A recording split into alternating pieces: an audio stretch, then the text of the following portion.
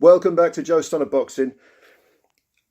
The advent of the internet created a platform for those who are stupid, ignorant, willfully corrupt, and just plain naive, for them to have as much of a voice, to be heard as loudly as people who are intelligent, intellectual, live their lives with logic, common sense and reason. Suddenly, as a result of this, I mean, nowhere is this more prevalent than on Twitter, as an example. As a result of this, you have, certain politicians. Trump is the obvious example, built for Twitter, nothing to say, utterly fatuous, a soundbite populist who has nothing but contempt for the people that voted for him. Boris Johnson is another one, a bumbling buffoon. So you have people who are stupid and ignorant on a par in terms of being able to present their so-called case as people who are educated, intellectual, genuinely have knowledge and wisdom. Suddenly it's all much of a muchness. Much of social narrative has become, the truth is fluid. What do you like? My fantasy is the same as your reality. And never has this been more prevalent than with regard to the conspiracy theory mentality. Because whether it's 9/11 was an inside job, which it obviously wasn't, the moon landings are fake, that predates the internet, of course, that particular one, but suddenly that's made a comeback. Even the earth is flat has made a comeback. And, vaccines are another one. I'm not so much talking about the COVID vaccines, and, there are questions that have to be asked about those, but as a result of anti-vaxxers people who are right across the board opposed to vaccines, you now see mumps, rubella, sorry, I'm destroying the place. You now see mumps, rubella, and various other illnesses making a comeback, especially in third world countries, because vaccines are evil and Bill Gates is trying to take over the world and cull the poor, and it's all a big conspiracy, New World Order, and the what do they call it? The the Illuminati, all this shit, just all this bullshit, suddenly has a loud enough voice to rival the intelligent stuff. Well, this spills over into all walks of life, including boxing. And recently, very recently, only a few days ago, Deontay Wilder scored a 1-round KO over Robert HELENIUS. And no one was really surprised that he got rid of HELENIUS early. I said the second round, he almost got out the first round, HELENIUS, but he got nailed with a single right cross as he moved in, standing square on. The punch landed, I think it was on his nose. HELENIUS had his back to the camera. The punch landed, down goes HELENIUS, eyes wide open, concussed and out. Open and shut case, isn't it? No, apparently not. No, apparently HELENIUS took a dive. This is what some people are saying. And because these people have this platform called the internet, YouTube, Twitter and all this shit, which I'm on, they say, well, they have as much of a vocal megaphone, if you like, to shout their bullshit as much as the rest of us who saw a guy getting knocked out.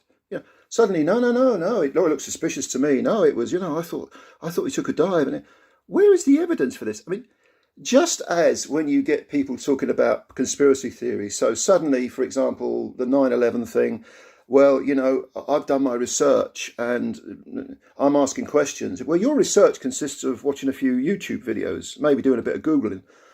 You've attended the University of YouTube. And so suddenly we're supposed to think of you and your opinions as valid as, hundreds of thousands of other people who have spent their entire careers, or in some cases their lives, devoted to engineering, for example, or in the case of vaccines, to medicine. Suddenly, no, you invalidate them because you've done a little bit of digging, right?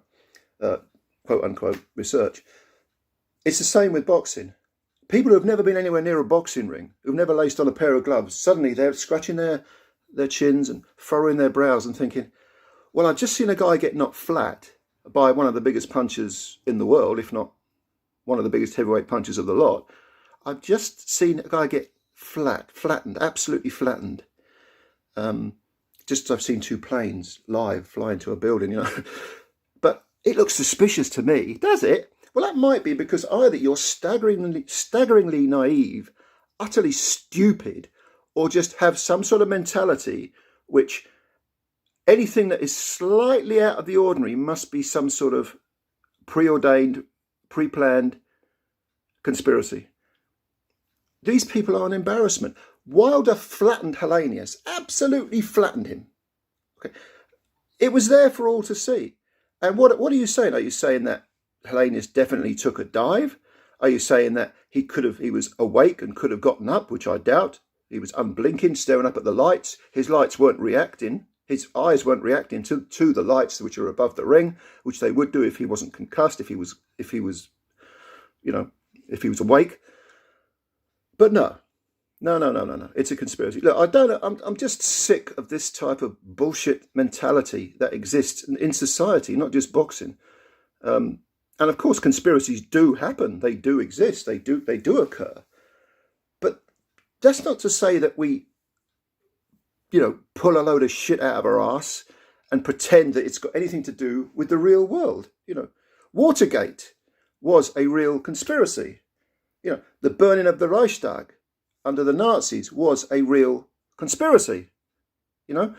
These have been proven with a huge amount of documentation, watertight testimonies and so on. Something like Robert Helenius getting flattened by Deontay Wilder. Explain to me, if you share the view that this is some sort of conspiracy, exactly what are you basing this on? Where's your mind at? What are you talking about? What makes you think that, other than, well, I'm just a bit suspicious, Okay, ask questions. I mean, don't get me wrong. This is the thing. Conspiracy theorists pretend that they're being objective. They pretend that they're the open-minded ones. They're not.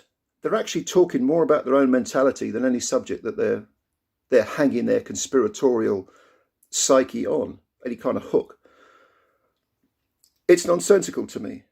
But I ask you, if you are someone who believes that Helenius took a dive, what are you basing that on?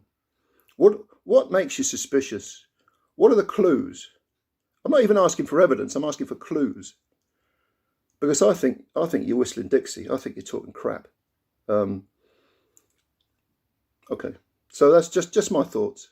Leave your comments below if you've got any. Yeah, subscribe, like, you know the drill. Subscribe and like, double jab, bang, bang. Until next time, I look forward to reading your comments if you are one of those people. Until then, be good. Take care. Bye-bye.